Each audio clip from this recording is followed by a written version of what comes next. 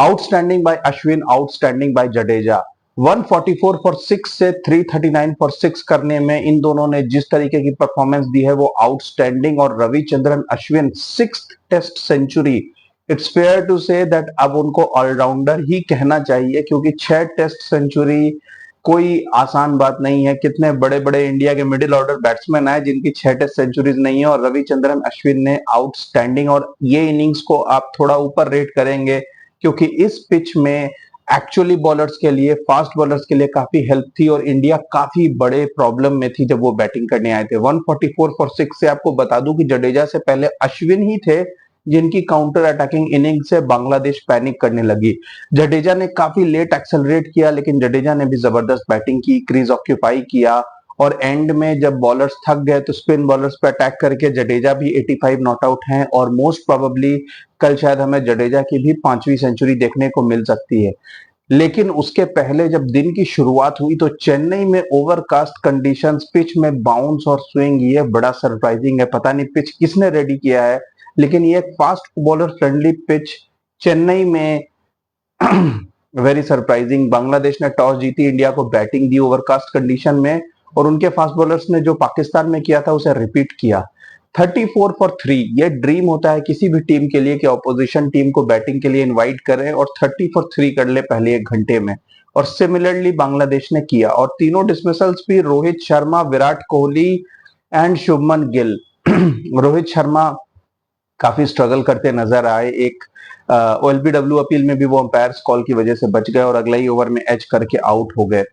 अगले ओवर में शुभमन गिल थोड़े अनलकी रहे, लेग स्टंप के बाहर की बॉल को वो एज करके आउट हो गए। लेकिन मेरा बस यही कहना है कि भाई साहब 25 टेस्ट मैच में आपकी 35 की एवरेज है।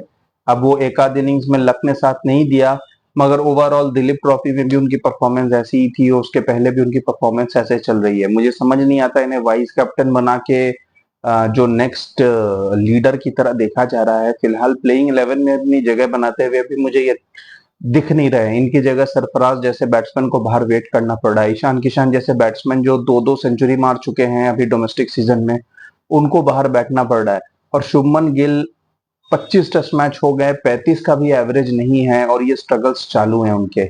और विराट कोहली, भाई विराट कोहली को आउट करना है तो 2 चीजें चाहिए आपको। लेटरल स्विंग है तो फिफ्थ डिलीवरी में फेंको, वो कवर ड्राइव मारते हुए आउट हो जाएंगे जैसे हमेशा इंग्लैंड में होते हैं, न्यूजीलैंड में होते हैं। और स्लो पिच है तो लेफ्ट आर्मर को बोलो कि वो राउंड द विकेट उन्हें सीधी बॉल फेंके और वो एलबीडब्ल्यू हो जाते हैं। ये बहुत टिपिकल होता जा रहा है विराट कोहली जैसे बड़े प्लेयर के लिए, और मेरे ख्याल से Virat Kohli is much better than that. अगर सिर्फ फ्लैट पिचेस पे रन बनाने हैं तो वो कोई भी कर सकता है, लेकिन अब मेरे ख्याल से विराट कोहली को भी समझना चाहिए कि डिफिकल्ट पिचेस पे रन बनाने से ही उनकी बात बनेगी। फैब 4 में फिलहाल वो काफी पीछे हो चुके हैं, और जिस तरीके से उनकी परफॉर्मेंसेस है कोई बड़ी बात नहीं कि वो और पीछे हो गए, इतने पीछे हो जाए कि फैब 4 के बाकी 3 उनसे बहुत सुपीरियर रिकॉर्ड के साथ रिटायर करें। जो रूट तो खैर अब रेस में इतने आगे बढ़ चुके हैं कि विराट कोहली उन्हें पकड़ नहीं सकते। आज केन विलियमसन ने भी एक टर्निंग ट्रैक पे जबरदस्त हाफ सेंचुरी बनाई, लेकिन Virat Kohli fifth stump line वाली प्रॉब्लम में अब तक फंसते रहते हैं। एनीवेज इस सिचुएशन में आपको बहुत तारीफ करनी होगी यशस्वी जायसवाल की। यशस्वी जायसवाल जो वैसे तो बहुत अग्रेसिव प्लेयर है, और मैं कई बार टी20 में भी कहता हूं कि वो शायद पहले ओवर में ही पैनिक करके बॉल हवा में मारने लग जाते हैं, जबकि वो 2-4 ओवर टाइम ले सकते हैं।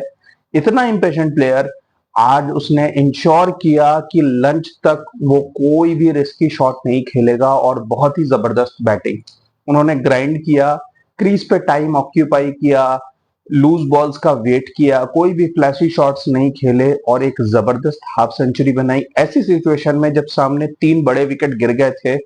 लेकिन यशस्वी जायसवाल ने पहले ऋषभ पंत जो इतने दिनों बाद टेस्ट क्रिकेट खेल रहे थे, वो वापस वही पुराने ऋषभ पंत नजर आए।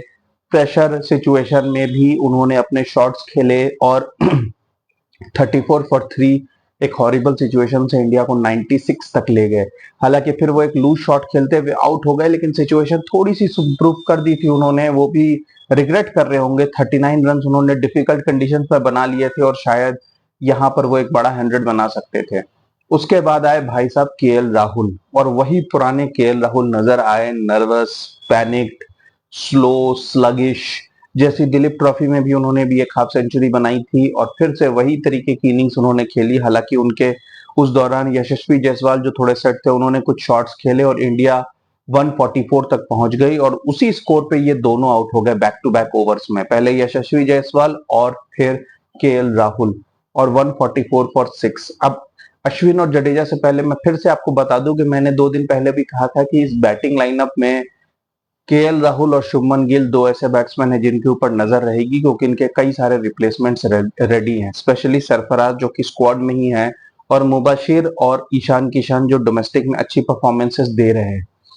मगर एनीवेज इस सिचुएशन पे अश्विन ने जो काउंटर अटैक किया है उसके बारे में जितनी भी तारीफ की जाए कम है। ना ही वो सिर्फ आप कह सकते हो स्लॉक कर रहे थे, बल्कि वो बॉल्स को जबरदस्त तरीके से टाइम कर रहे थे। उनके सारे शॉट्स अगर आप निकाल के देखो तो जबरदस्त टाइमिंग वाले शॉट्स थे। हाँ ऑफ कोर्स कुछ एजेस थे जो स्लिप से गए, जो थर्ड स्लिप से निकल गए, जो गली रीजन से निकल गए, स्लिप के ऊपर से निकल गए, मगर जिस सिचुएशन में वो आए थे, जिस तरीके से पिच पे फास्ट बॉलर्स के लिए मदद थी, उन्होंने डिसाइड कर लिया था कि वो अग्रेसिव क्रिकेट खेलेंगे और उनके इसी अप्रोच ने इंडिया को बचा लिया। जब वो 144 से स्कोर 200 तक ही ले गए थे, उसमें ही काफी अप्रिसिएशन आने लग गई थी कि अश्विन ने एक तरीके से रेस्क्यू कर दिया है। उस टाइम उनका स्कोर सिर्फ 30-35 रन था, लेकिन उन्होंने जिस इंटेंट के साथ बैटिंग की थी उसकी वजह से मोमेंटम चला गया और धीरे धीरे जैसे जैसे मैच बढ़ा, बांग्लादेश के फास्ट बॉलर जो 15-15 ओवर फेंक चुके थे वो थक गए, स्पिनर्स आ गए और अश्विन ने फिर स्पिनर्स पे भी काफी अटैक किया। धीरे धीरे जडेजा भी रिदम में आ गए और फिर इन दोनों ने आखिरी 1 घंटे में जबरदस्त तरीके से बैटिंग की।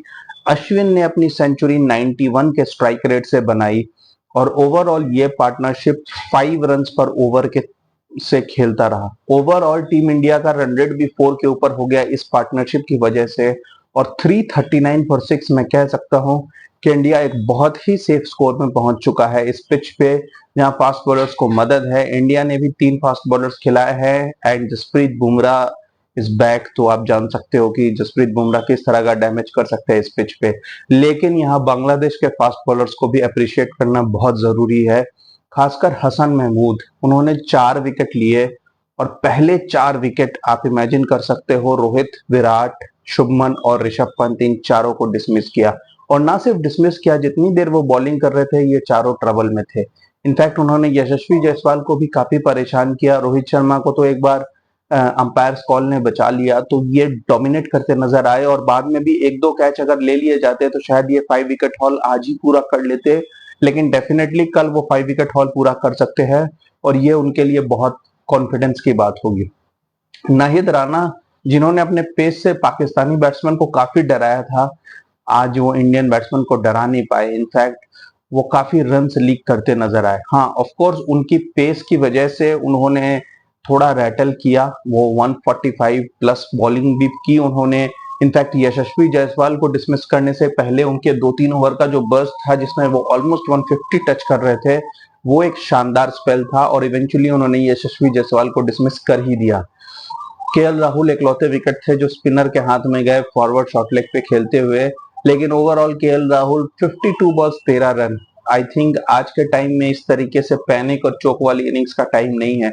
आज के टाइम में हर कंट्री, हर बड़ी टीम काउंटर अटैक करके अपने आप को बचाती है। ऑफ कोर्स आपको ये नहीं कोई कह रहा बेसबॉल फॉर्म ऑफ क्रिकेट खेलो या बहुत तेज खेलो, लेकिन अगर आप 52 बॉल्स 13 बनाओगे तो अब नहीं तो तब आपको इस तरीके के पिच पे एक अच्छी बॉल मिल ही जाएगी। तो may be probably KL Rahul को या तो अपनी इंटेंट थोड़ी अच्छी करनी होगी क्योंकि उनके पास बहुत सारे शॉट्स हैं, या अदरवाइज इंडिया को उनका कोई रिप्लेसमेंट देखनी पड़ेगी, क्योंकि मेरे ख्याल से केएल राहुल मिडिल ऑर्डर में फिट नहीं होते हैं। आपको क्या लगता है? Keep suggesting guys and keep watching my videos. Thank you.